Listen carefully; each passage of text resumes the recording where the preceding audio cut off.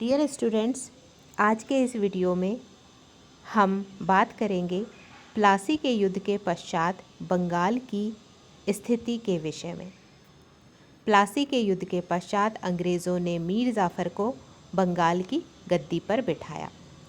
1757 से 1760 के बीच में बंगाल का नवाब मीर जाफ़र रहा।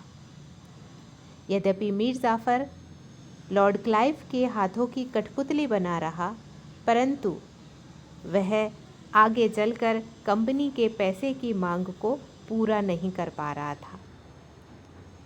दूसरी ओर प्लासी के युद्ध से कंपनी धीरे धीरे एक व्यापारिक कंपनी न रहकर एक सैनिक कंपनी बन गई थी।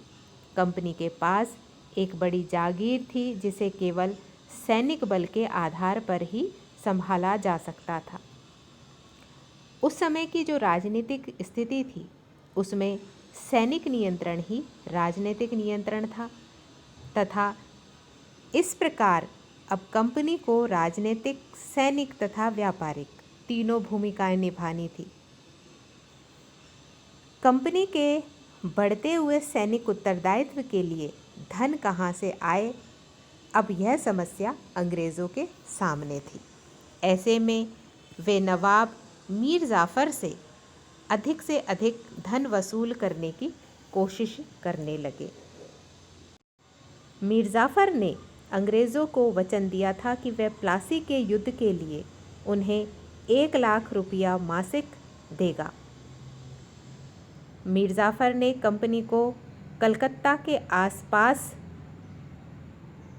कुछ क्षेत्र प्रदान किए जिनसे कंपनी को 5-6 लाख रुपया वार्षिक की आय होती थी।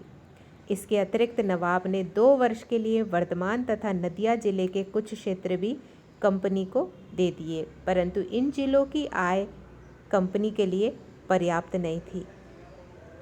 अब मीर जाफ़र अंग्रेज़ों की दिन प्रतिदिन बढ़ती धन की मांग को पूरा करने में असमर्थ होने लगा। 1760 तक मीर जाफ़र पर कंपनी का 25 लाख रुपया बकाया हो गया था। ऐसे में अब अंग्रेज़ सोचने लगे कि क्यों ना मीर जाफ़र को गद्दी से हटाकर किसी ऐसे व्यक्ति को नवाब बनाया जाए जो उनकी धन की मांग को पूरा कर सके।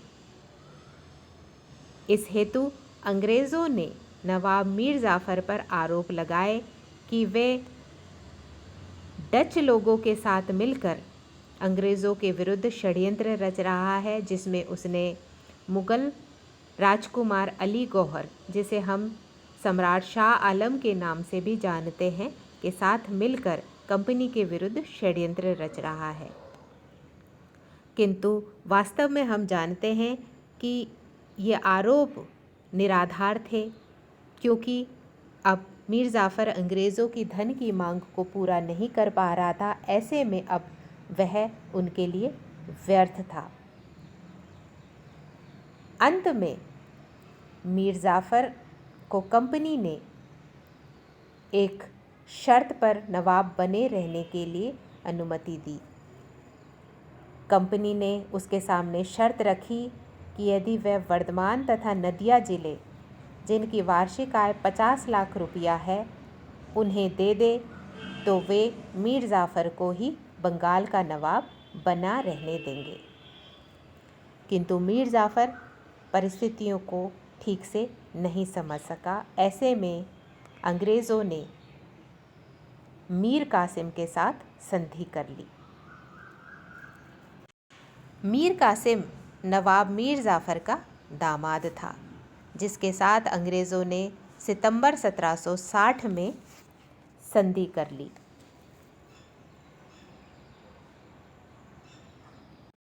मीर कासिम चतुर और चालाक था। उसने अपने आप को अंग्रेज़ों का मित्र तथा नवाब के पद के प्रत्याशी के रूप में प्रस्तुत किया। उसने अंग्रेज़ों की वित्तीय कठिनाइयों में भी सहायता देने का वचन दिया।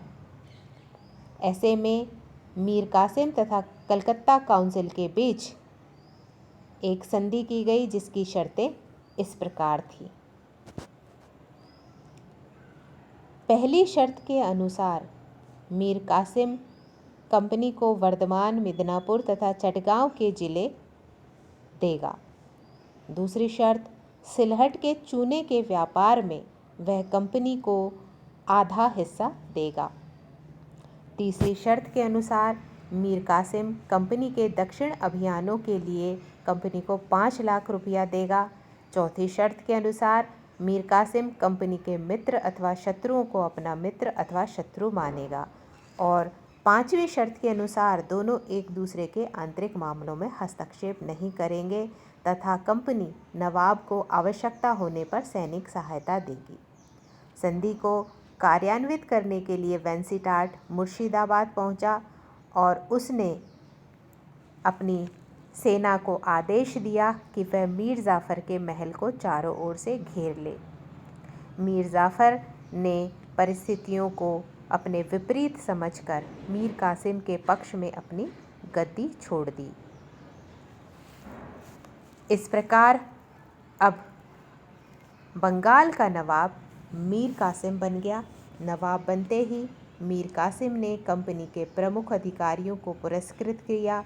वेंसीटाट को 5 लाख, हॉलवेल को 2,70,000, कर्नल क्लाड को 2 लाख तथा अन्य 4 व्यक्तियों को लगभग 7 लाख रुपया दिया। इस प्रकार इन अधिकारियों ने कंपनी की वित्तीय कठिनाइयों को दूर करने के बहाने अपने लिए लगभग 17 लाख रुपया प्राप्त किया।